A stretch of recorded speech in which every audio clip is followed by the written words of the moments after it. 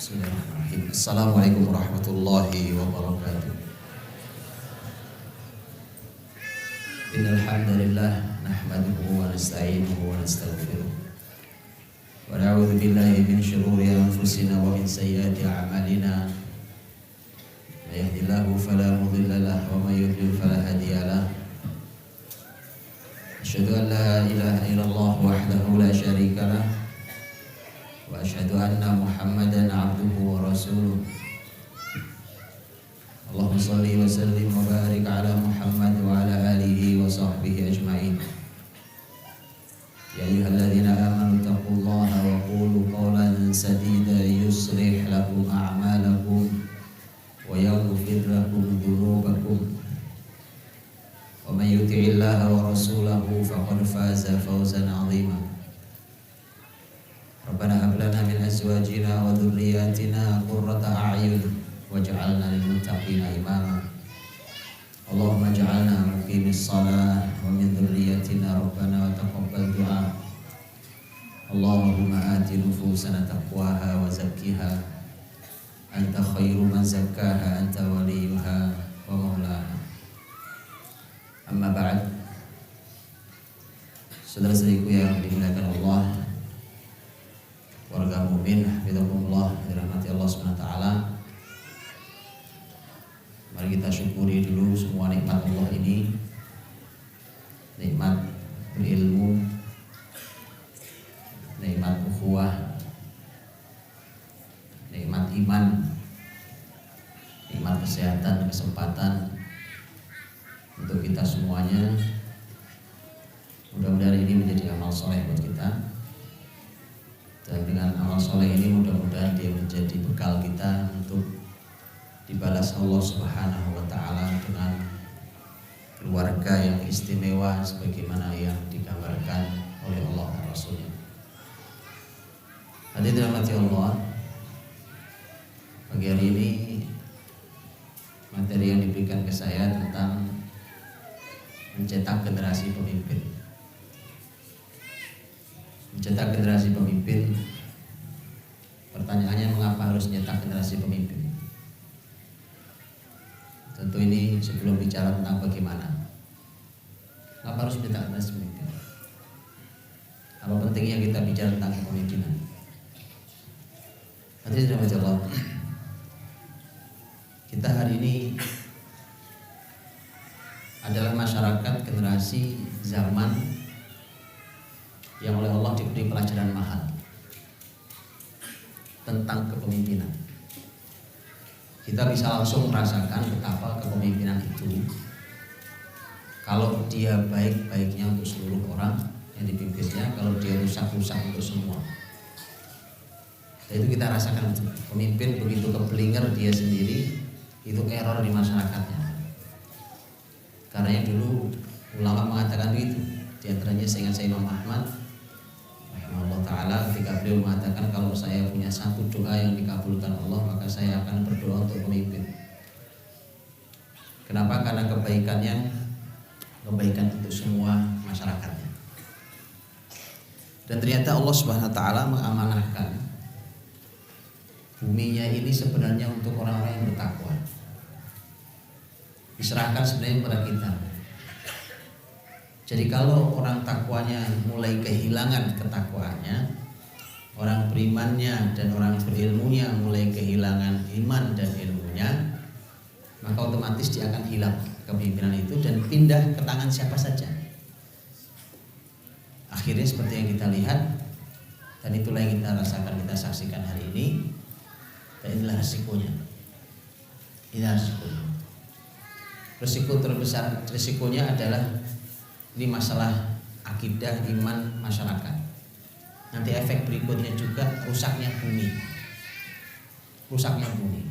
Dhaharul fasadu fil barri wal bahri bima kasabat aydin nas yudhiquhum ba'dal ladzi 'amilu. Nampak kerusakan di daratan dan di lautan. Karena ulah tangan manusia agar Allah memberikan hukuman kepada mereka dari sebagian ulah mereka itu. Ibnu Katsir mengatakan, memaparkan berbagai bentuk kerusakan yang dimaksud oleh para ulama tentang apa yang dimaksud dengan kerusakan dan di daratan dan di lautan. Nanti silakan dibaca. Itu dipaparkan banyak sekali pendapat para ulama tafsir. Luar biasa, yang di daratan apa, yang di lautan apa. Ternyata sampai tersebut di antaranya ketika harga-harga di pasar tidak terbeli oleh masyarakat. Itu termasuk kerusakan ternyata. Dulu sebenarnya masa Umar bin Abdul Aziz rahimahullah ta'ala, itu sebenarnya harga-harga itu cenderung naik sebenarnya dibandingkan masa sebelumnya. Ada orang sempat bertanya pada Umar bin Abdul Aziz, kok di masa Anda harga-harga naik? Kata Umar bin Abdul Aziz rahimahullah ta'ala, bukan masalah naik atau tidak naik. Hari ini harga naik bisa dibeli apa tidak oleh masyarakat? Dia bilang bisa. Kalau yang kemarin harganya di bawah bisa dibeli, nggak bisa. Ini masalah kesejahteraan, karena si pedagangnya juga perlu kesejahteraan. Maka harga naik menjadi kesejahteraan buat dia. Tapi itu bisa dibeli masyarakat. Jadi bisa dibayangkan itu menjadi kerusakan massal. Kan? Ya ironi nanti ada. Orang Indonesia ini tanahnya subur. Tanahnya subur, semua buah tumbuh di sini. Tapi orang Indonesia tidak bisa menikmati semua buah yang ada yang ditanam di sini karena mahal. Karena mahal.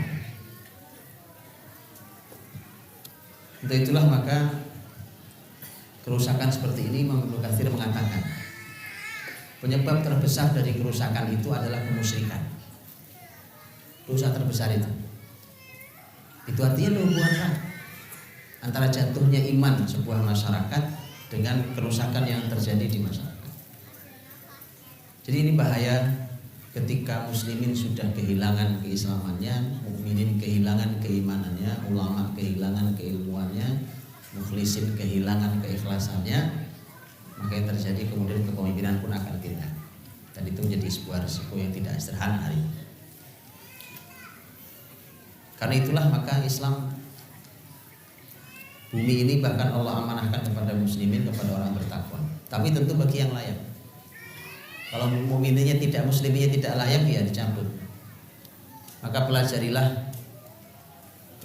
bagaimana dulu muslimin punya negeri-negeri di berbagai wilayah di bumi ini, kemudian jatuh satu persatu. Di setiap kejatuhan ada pelajaran. Di setiap kejatuhan itu selalu ada pelajaran. Dan begitu kita pelajari, kita akan tahu semua unsur yang menjatuhkan negeri-negeri Islam itu sekarang semua ada di kita. Makanya kita nggak bangkit, belum bisa bangkit. Semua unsurnya. Saya kasih contoh. Ketika berbicara tentang umpamanya pertikaian kelompok. Pertikaian kelompok itu pertikaian kelompok atau pertikaian etnik. Itu dulu juga begitu, luar biasa. Dulu kenapa beberapa negeri Islam jatuh, itu salah satu penyebabnya adalah pertikaian madhab, pertikaian pemikiran, pertikaian kelompok, bahkan sampai pertikaian etnis. Dulu bisa Arab, non-Arab, atau Arab, barbar, apa dan seterusnya, itu kemudian jadi pecah akhirnya. Padahal itu semua sudah dihilangkan oleh Islam. Ya ayuhan nasu inna khalaqnakum min dzakarin wa untha wa ja'alnakum syu'uban wa qabaila lita'arafu inna akramakum 'indallahi atqakum. Jadi urusannya sebenarnya paling takwa, tapi itu hilang sudah. Nabi juga mengatakan la fadla li arabi 'ala ajami. Kata Nabi tidak ada istimewanya orang Arab di atas orang ajam, orang non Arab. Artinya sudah saya katakan itu. Jadi semua pidato Nabi itu pidato kebesaran. Itu kalau dilanggar jatuh. Begitu dilanggar mesti jatuh. Pokoknya pertikaian kelompok hari ini pemandangan hari-hari kali ya. Saya kalau ngisi kajian terus ditanya tentang tema ukhuwah, tentang tema persatuan umat, ya itulah kenyataannya.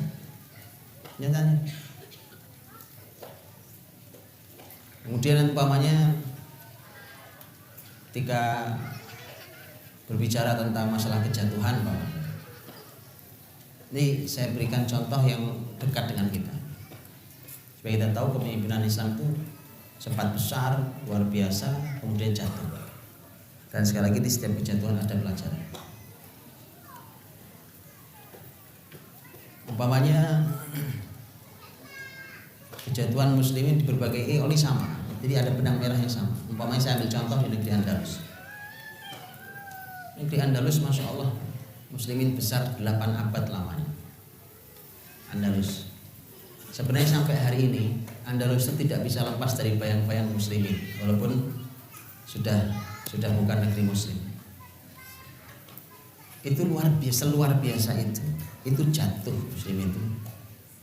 Dan sangat mengenaskan dengan kota Granada sebagai kota terakhir. Itu salah satu faktor ya. Saya tunjukkan salah satu saja faktor. Muslimin sudah mulai tidak minat berilmu. Mengapa tidak minat berilmu? Dulu kan masjid-masjid, tempat-tempat ilmu itu diserbu orang, perpustakaan, pokoknya tempatnya ilmu. Tempat-tempat ilmu, majelis-majelis ilmu, kampus-kampus ilmu diserbu oleh masyarakat.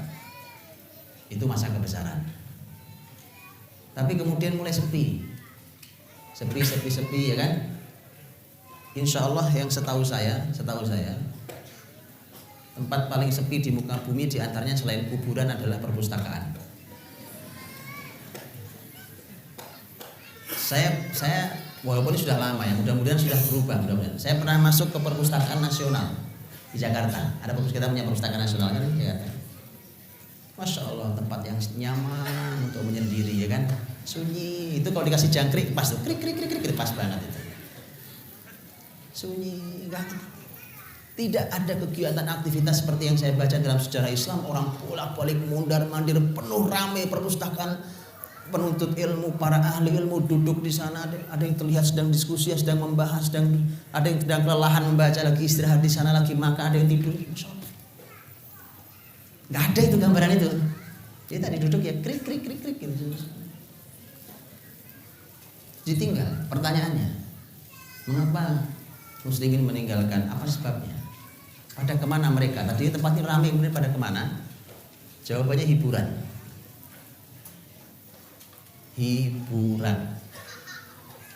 Karena orang kalau sudah lebih gandrung dengan hiburan, orang hiburan itu cenderung santai. Kalau orang baca buku atau ngaji begini, Masya Allah, antum harus duduk serius, mata ditajamkan betul, telinga buka lebar-lebar, itu aja belum tentu paham. Betul kan? Tapi kalau hiburan, umpamanya setel musik, ya musik antum nyender merem-merem aja ngerti. Betul kan? Iya. Nggak perlu konsentrasi. Gini manggut pasti ngerti itu. Bahkan mulut antum ikut bergerak juga. Itu bedanya. Jadi dua hal yang berbeda. Ini sangat serius. Akhirnya memang muslimin terlatih serius, terlatih bekerja keras. Karena ilmu itu menuntut orang bekerja keras.